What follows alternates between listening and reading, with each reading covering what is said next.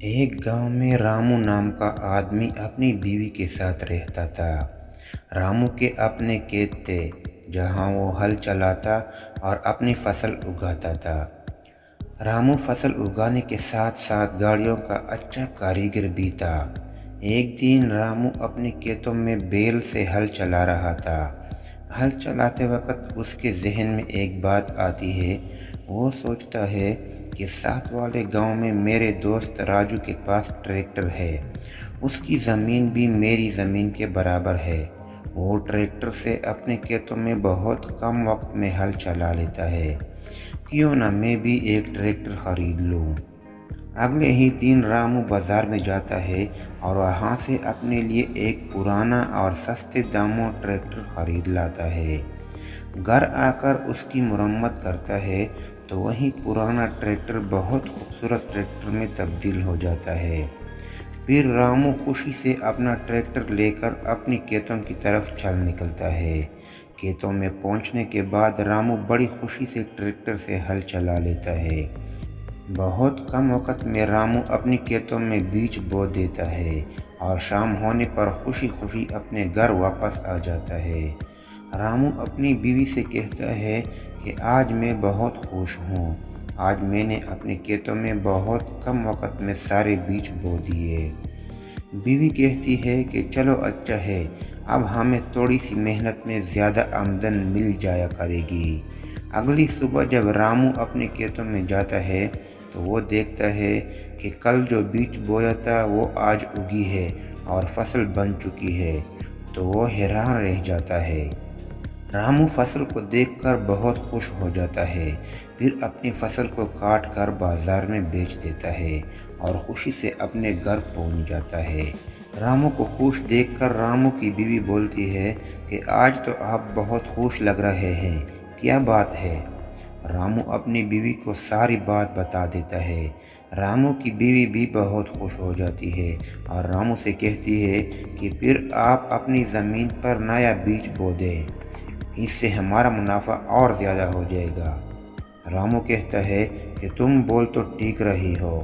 अगले दिन रामू फिर खेतों में जाता है और ट्रैक्टर से बीज बो देता है। काम ख़त्म करने के बाद रामू वापस अपने घर आ जाता है। घर पहुंचते ही बीवी कहती है कि इस बार आप मुझे अच्छी सी शॉपिंग करवाएंगे, जिस पर रामू हाँ कह देता है। अगले दिन रामू खेतों में जाकर देखता है कि फसल फिर से उग गई है। अब रामू सोचता है कि कहीं ये ट्रैक्टर जादुई ट्रैक्टर तो नहीं। गांव वाले दूसरी दफ़ा रामू की फसल इतनी जल्दी उग जाने पर रामू के पास आ जाते हैं।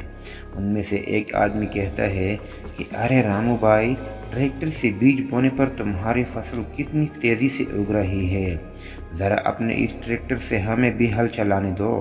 रामू के अंदर लालच आ जाता है और वो सोचता है कि अगर मैंने अपना ये जादुई ट्रैक्टर इन्हें दे दिया तो इनकी फसल भी जल्दी उग जाएगी। फसल ज़्यादा होने की सूरत में मेरी फसल ज़्यादा दामों नहीं बिक सकेगी, जिससे मेरा मुनाफा कम हो जाएगा। फिर रामू गांव वालों को ट्रैक्टर ना देने का बहाना बनाकर वापस भेज देता है। ऐसे ही कुछ महीने गुजर जाते हैं। कुछ अरसा बारिश ना होने की वजह से ज़मीन बंजर हो जाती है, जिससे गांव वालों का बैल से हल चलाना मुश्किल हो जाता है। इसलिए गांव वाले मजबूरी में एक बार फिर रामू के पास आ जाते हैं और रामू की काफ़ी मिन्नतें करते हैं। रामू सोचता है कि अभी तो मेरा सही मुनाफा कमाने का वक्त है। रामू फिर गांव वालों को ट्रैक्टर ना देकर खाली हाथ वापस भेज देता है। गांव वाले बहुत उदास हो जाते हैं, लेकिन जैसे तैसे मुश्किल से गांव वाले अपने अपने खेतों में हल चला लेते हैं और बीज बो देते हैं। गांव वालों को बीज बोता देखकर रामू सोचता है कि गांव वाले तो अभी बीज बो रहे हैं, अभी उनकी फसल उगने में बहुत वक्त है। मैं अभी कुछ दिन आराम करता हूँ, वैसे भी मेरी फसल तो एक दिन में उग जाती है। ये सोचकर रामू आराम से घर में बैठा रहता है और अपना कीमती वक्त ज़ाया कर देता है। फिर एक दिन रामू अपने खेतों में जाता है और सोचता है कि आज मैं अपनी बीज बो देता हूँ, फिर भी मेरी फसल गांव वालों से पहले उगेगी। रामू अपने खेतों में बीज बोकर घर चला जाता है। अगले दिन जब रामू खेतों में जाता है तो देखता है कि उसकी ज़मीन में फसल उगी ही नहीं और आसपास के खेतों में फसल उग चुकी है। रामू ये सब देखकर हैरान हो जाता है और वो दिल ही दिल में अपने आप से कहता है कि तुम एक इंतहाई लालची आदमी हो। ये तुम्हारे लालच का नतीजा है। अगर तुम गांव वालों की मदद करते तो आज तुम्हारे साथ ऐसा ना होता। दोस्तों, एक बात हमेशा याद रखना कि कभी लालच में मत पड़िए और हमेशा दूसरों की मदद किया करें। तो दोस्तों, अगर आपको हमारी ये कहानी अच्छी लगी है तो इस वीडियो को लाइक और शेयर करें और हमारे चैनल को सब्सक्राइब करना मत भूलिएगा।